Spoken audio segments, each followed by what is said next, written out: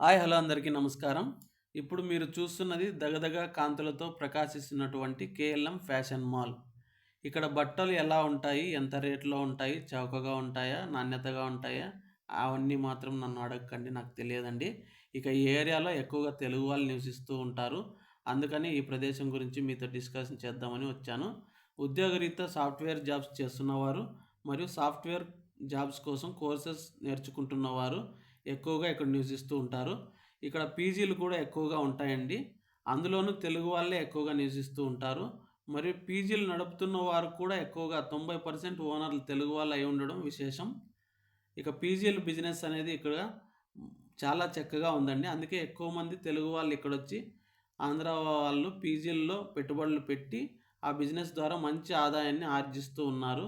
ఇక్కడ ఏ సందులో చూసినా తెలుగు తప్ప వేరే లాంగ్వేజ్ మాట్లాడుకోరు అనే విధంగా తెలుగులోనే మాట్లాడుతున్నారు.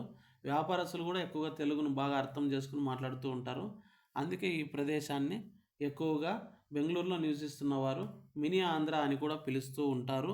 మరి ఈ ప్రదేశం గురించి మీరు మీ బెంగుళూరులో నివసిస్తున్నటువంటి మీ బంధువులు గానీ, శ్రేయోభిలాషులు గానీ ఎవరి ద్వారా అన్నా ఈ ప్రదేశం గురించి తెలుసుకొని కామెంట్ రూపంలో ఈ ప్రదేశం పేరును నాకు తెలియజేయండి. మరియు నా వీడియో నచ్చితే లైక్ చేయండి, షేర్ చేయండి, సబ్స్క్రైబ్ మాత్రం ఖచ్చితంగా చేసుకోండి. ధన్యవాదాలు.